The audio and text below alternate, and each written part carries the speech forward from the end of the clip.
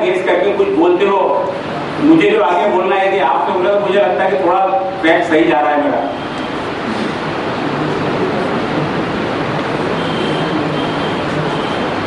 निश्चित यदि ये सही उत्तर दिए तो इनके मन में बहुत विश्वास भरा हुआ है अपने पिताजी के प्रति। सर, अगर बेटी अपने पापा का हाथ पकड़ेगी तो कुछ भी तूफान आया तो वो हाथ अपना छोड़ सकती है, लेकिन जितना भी बड़ा तूफान आया उसके पापा उसकी बेटी का हाथ कभी नहीं छोड़ेंगे। ये उस बेटी का अपने पिता के प्रति विश्वास, और ऐसा ही विश्वास हर बच्चों का अपने माँ बाप के प्रति होता है और होना भी चाहिए। कितनी भी विपरीत परिस्थिति आ जाए, आपके माँ बाप आपका साथ नहीं छोड़ेंगे। ये आपने कबूल किया अभी, लेकिन आप छोड़ सकते हो। मेरी कोशिश रहेगी कि आपने ऐसा नहीं करना चाहिए। जितने Viश्वास से वो आपके साथ रहते हैं, आपने भी उतने विश्वास से उनके साथ में रहना चाहिए। तो मैं वो बच्चे की बात बता रहा था आपको। कुछ दिन बाद कुछ महीने निकल जाते, फिर एक दिन बेटा देख लेता है बाप को कि चलो आज मैं जग रहा हूँ, पिताजी भी आए हुए हैं। तो पिताजी से बोलता है, पिताजी मुझे 300 रुपये चाहिए। क्योंकि पिताजी 300 रुपये दे सकते थे, कोई ऐसा ये नहीं था। लेकिन जब दिन भर काम से थका हुआ व्यक्ति घर पे आता है, बाहर बहुत सारी उससे बातें सुननी पड़ती है, मालक की बातें सुननी पड़ती है, कई लोगों से कॉम्प्रोमाइज करना पड़ता है। घर में आपके साथ में कितना है, लेकिन बाहर जिंदगी में बहुत सारा आपके पेरेंट्स को, जो भी बाहर आपके घर से आर्थिक कमाई के लिए बाहर निकला, चाहे मम्मी हो, पापा हो, आपके घर की सिस्टर हो, आपका भाई हो, आपका जो भी घर से बाहर निकला, उसे बहुत सारे स्ट्रगल बाहर करने पड़ते हैं। बहुत आसान नहीं होता है। कोई आपको यदि जब पैसा देता है, कोई पैकेज देता है, तो आपसे पूरी अपेक्षा रखता है। यहाँ आपको लगता है कि मैंने माँ बाप की डांट नहीं सुननी चाहिए, ये नहीं करना चाहिए, लेकिन आपको जहाँ आप काम करोगे आपको सारी डांट सुननी पड़ती है, झुटियाँ भी सुननी पड़ती है। उसमें कोई मायना नहीं रखता कि आपने बहुत ज़्यादा पढ़ लिया। मालक हमेशा मालक ही होता है, वो कॉर्पोरेट सेक्टर के रहे चाहे प्राइवेट सेक्टर के, कहीं ना कहीं आपको प्रेशर रहता ही है। और ऐसा नहीं कि मालक के प्रेशर, आपसे ज़्यादा प्रेशर मालक को रहता है, क्योंकि हर चीज़ के लिए, नफे के लिए, नुकसान के लिए, अच्छे के लिए, बुरे के लिए, आपके किए हुए कार्य के लिए वो कुछ जिम्मेदार होता है। तो बच्चा 300 रुपये अपने बाप से मांगता है, क्योंकि बाप के लिए कोई मुश्किल बात नहीं थी। लेकिन मैं आपको बताया कि घर पे आने के बाद में बहुत ज़्यादा एकदम से आने वाला व्यक्ति सहज है, ऐसा नहीं होता। बोल देता अभी तुम्हें पिछले महीने साइकिल दिले थे, काय को 300 रुपये होना, तुम फालतू खर्चा करते रहोगे, ये करते रहोगे, और डांट के वहाँ से रवाना कर देता। बच्चा चले जाता, कुछ नहीं बोलता, जाता है। फिर वही वापस थोड़ी देर बाद पिताजी को ध्यान आता है कि लड़के ने 300 रुपये मांगा, आखिर उसको 300 रुपये का क्या काम करता है। 300 रुपये का क्या काम पड़ गया सोचते वो उसके कमरे में जाता है, कमरे में लड़का नहीं रहता है।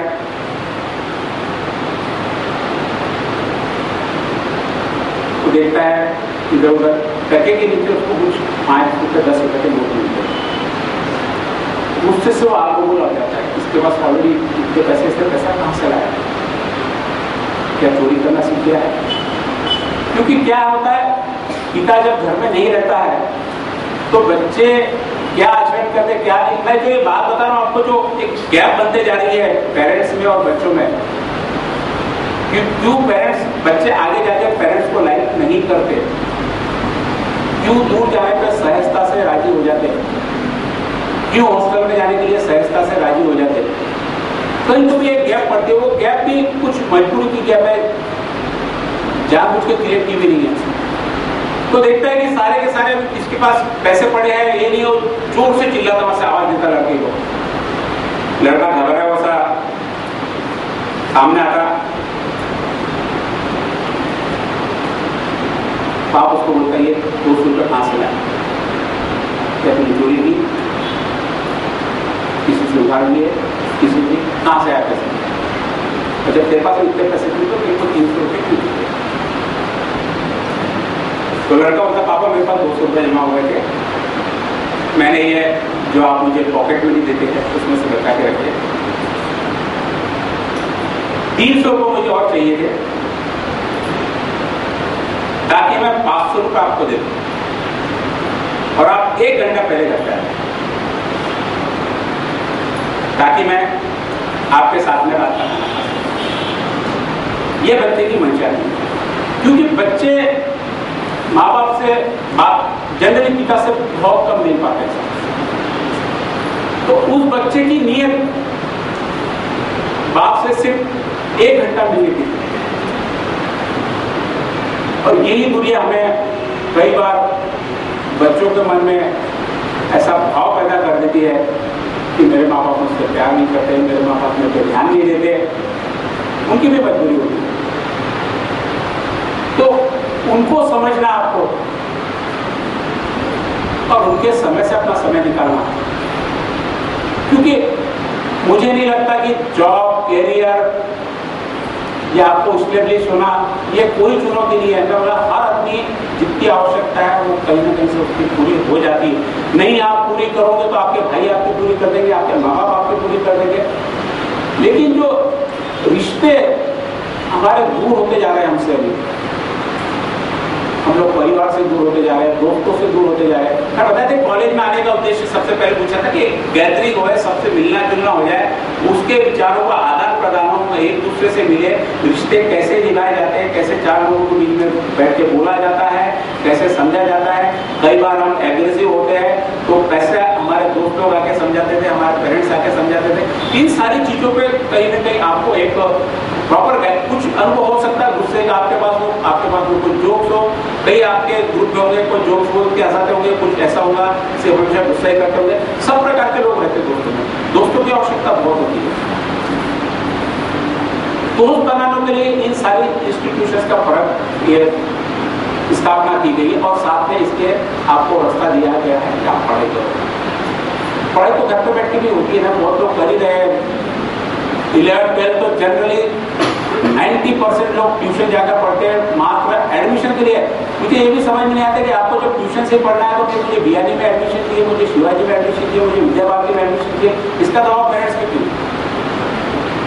कारण वही कि आपके फ्रेंड्स और आपके सहेलियां वहां पर है, इसलिए आपको वहां एडमिशन चाहिए।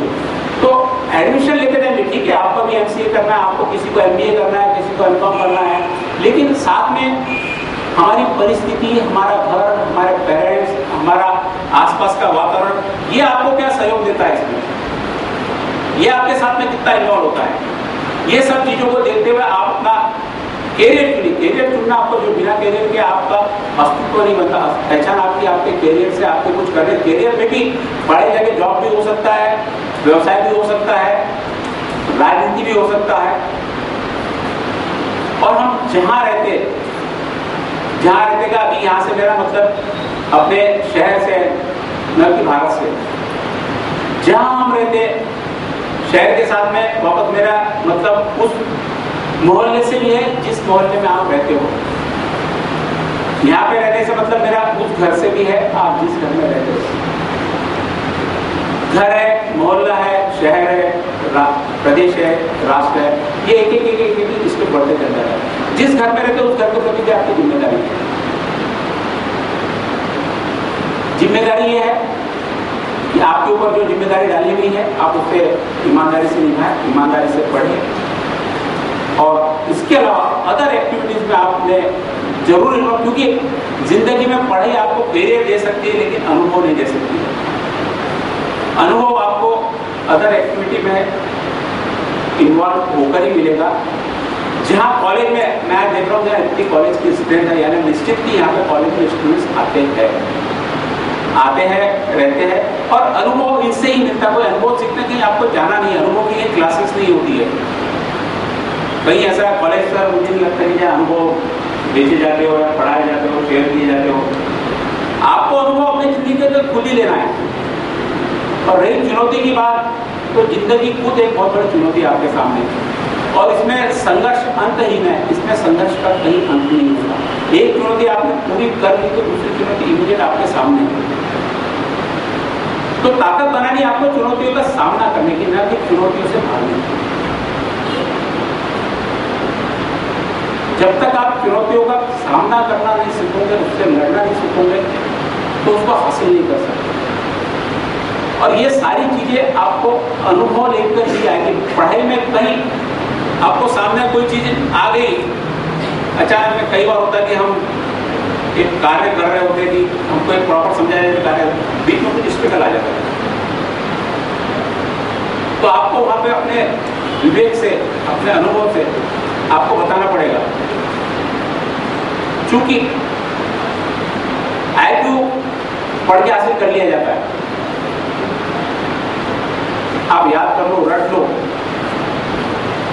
रटने से सब हो जाएगा। 1912 में उसने क्या किया, 1911 में चैंपियन कौन बना था, ताजमहल कहाँ पे है, राष्ट्रपति का कार्य कितने साल का था, राष्ट्रपति को दिन कितने साल की, ये तो सारा है। लेकिन एक ही बात आ जाती है, वहाँ आपका विवेक ही कार्य करता, और जो विवेक और बुद्धि आपकी काम करेगी वो आपके अनुभव से कार्य करेगी।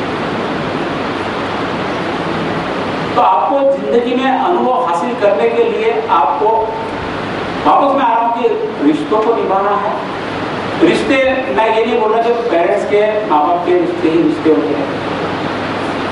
रिश्ते आप जहां भी जिसके साथ भी वक्त गुजारते हो, जिस रास्ते से गुजरते हो, जो आपके साथ में एक सादा सा शर्ट है आपके शरीर पे, रिश्ता आपका उससे भी है। यदि कोई आपको फाड़ देता है, क्योंकि मालूम है 500-600 रुपये का होगा, लेकिन कोई आपका शर्ट फाड़ देता है तो आप उसको गुस्सा करते हो नहीं करते? इसलिए नहीं कि 500 रुपये का नुकसान हो गया, नुकसान तो हो गया, नुकसान होने के बाद में आपको गुस्सा करने से वो, लेकिन उसके साथ में आपका दिल लगा रहता है, तो आपका उसके साथ में अटैचमेंट है। वो अटैचमेंट को कोई आघात करे हमको गुस्सा। रिश्ते कई प्रकार के होते हैं, पारस्परिक रिश्ते होते हैं, अंतरंग रिश्ते होते हैं, जो हमारे, और खून के रिश्ते मैंने हमेशा देखा कि टूटते हुए नजर आते हैं। बहुत आसान कारण है शायद आपके लिए भी वो काम है, खून के रिश्ते आसानी से टूट जाते हैं क्योंकि वो आपको रेडीमेड मिलते हैं, आपको उसके लिए कुछ करना नहीं होता है। बहन आपको रेडीमेड मिलती है, भाई आपको रेडीमेड मिलता है, मामा रेडीमेड मिलता है, पिताजी रेडीमेड मिल जाते हैं, माँ रेडीमेड मिल जाती है, उसके लिए आपकी कोशिश कुछ नहीं है।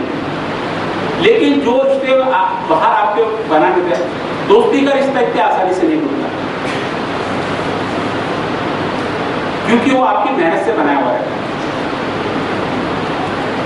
तो ऐसे आपके कैरियर में भी आपने यदि कोई आसानी से चीज आपको मिल गई, लगे से कोई चीज मिल गई, तो आपको तोड़ने में समय नहीं लगेगा। आपकी मेहनत से कोई चीज यदि बनाई भी रही तो शायद वो ज्यादा समय तक टिक पाए। तो आज जो हमारी पुराने रिश्ते निभाने की परंपरा है, क्योंकि जब तक आपके आसपास कोई आपके चाहने वाले नहीं होंगे, और चाहने वाले रिश्तों से ही बनते हैं। रिश्ता, मैंने ये नहीं कहा कि रिश्ता माँ बाप का ही होगा, भाई बहन का ही होगा, जो भी हो, आपको चाहने वाले जो भी हो, जब तक नहीं रहेंगे आप प्रगति नहीं कर सकते। कि शुरुआत में मैंने बताया कि यदि आपने कोई चीज हासिल कर ली, कोई चीज अचीव कर ली, यदि उसको आपकी वो खुशी पार्टिसिपेट करने वाला कोई ना हो तो क्या इंपॉर्टेंस रह जाएगा उस खुशी का आपका? लगता है आपको यदि आपकी खुशी कोई सुनने वाला भी नहीं हो तो उस खुशी का कुछ इंपॉर्टेंस का, उस जो चीज आपने प्राप्त करी उसका इंपॉर्टेंस रहेगा? कुछ रह सकता है क्या? तो चुनौती आज के युवाओं के सामने जो अभी है, जो हम लोग होने जा रहे हैं, हमारी पीढ़ी तक निभाई गई रिश्तों की पूरी जो आप आज हम तो जितनी हमारी नजर हम उतना ही बताएंगे। अमरावती में जितना देखते हैं आज भी सर ने मुझे यहाँ पे याद किया, कहीं ना कहीं हम किसी रिश्ते से जुड़े हुए हैं। क्योंकि मुझे कॉलेज छोड़ने में थी, एकेडमिक सेशन छोड़ा जाता 1986 में, मेरा लास्ट हो गया था यहाँ पर। 86 के बाद में एकेडमिक रिलेशन मेरा यहाँ पे रहा नहीं। आज करीब 25 से 27 साल हो गए। लेकिन फिर भी सर, मैं जब यहाँ था, जब सर नहीं थे,